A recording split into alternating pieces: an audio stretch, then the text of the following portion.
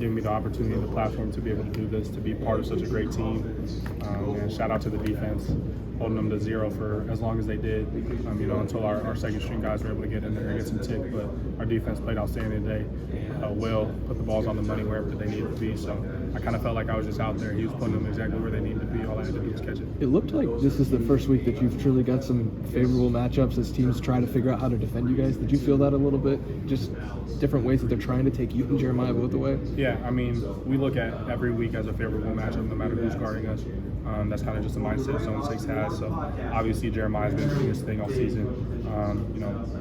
Carnell Tate didn't play today, but we have a really good Z receiver in B-Rod. So it's kind of hard to defend our defense, especially when you got those guys at running back as well. So. What was the mindset at halftime? Because things changed significantly after that. Yeah, it was kind of Coach Day was hitting on a little bit, but we weren't moving the ball bad. We were actually moving the ball pretty efficiently. It was just the turnovers that really killed us, and that was part of our game plan coming into this.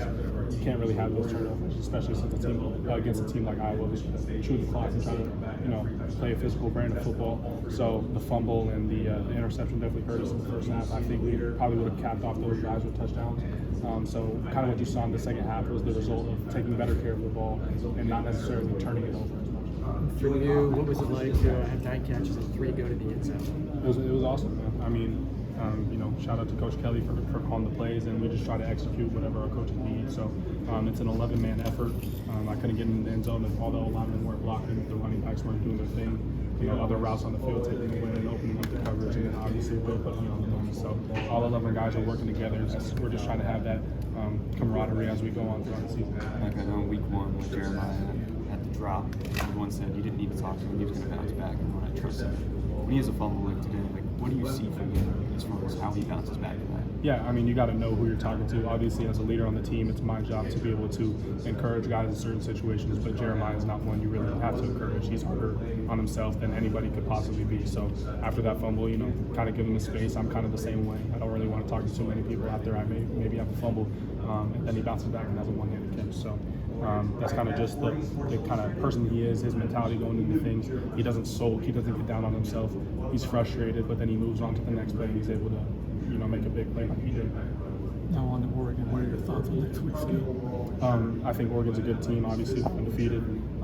Kind of going over to the Pacific Northwest is a homecoming game for me, being from Washington. So this is kind of the games you dream about when you commit to Ohio State, going and playing on a platform like that. So we're excited to be able to welcome them to the Big Ten. I think it's going to be an awesome game in matchups. So we just have to have a really good week of practice. That's really the only way we're going to be able to be confident next Saturday. Mike, do you get kind of 5 games in the league today? Yeah, you have to watch the film every week and continue to identify your weaknesses because they are there. They're on film. You can't be oblivious to the facts that you have weaknesses. So we have to continue to build week in through week out. If we go into Eugene and we're the same team that was here today and we didn't improve throughout the week, there's a good chance that we might lose. So we have to continue to improve throughout the week, and then you just continue to build week after week, and at the end of the year, you'll have something special. Mike, it seems like throughout the year you guys are good at taking it day by day, but when you see the schedule in the offseason, how much did you guys look forward to having the build-up to get to the Oregon game? It seems like every opponent has been better leading into Oregon.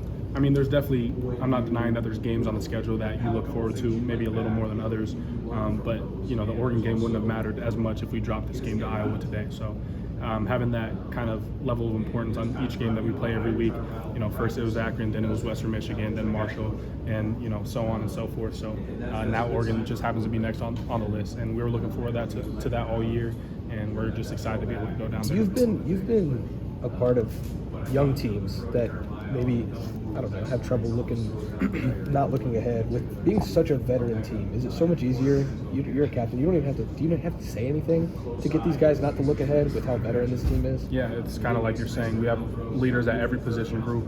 Just because I'm a captain doesn't mean that we don't get that same level of intensity and importance from like Lathan Ransom or Denzel Burke or all these guys who decide to come back. So we kind of know what's on the line for this year. We've gone by the years, since I was a freshman to now, and we've dropped a couple games that maybe we shouldn't have, and we're trying to find the result of why that happened. And you can't take any week for granted. You have to put in a good day's work every time you're in practice, every time you're able to take care of your body, just because things like that come back to bite you at the end of the year.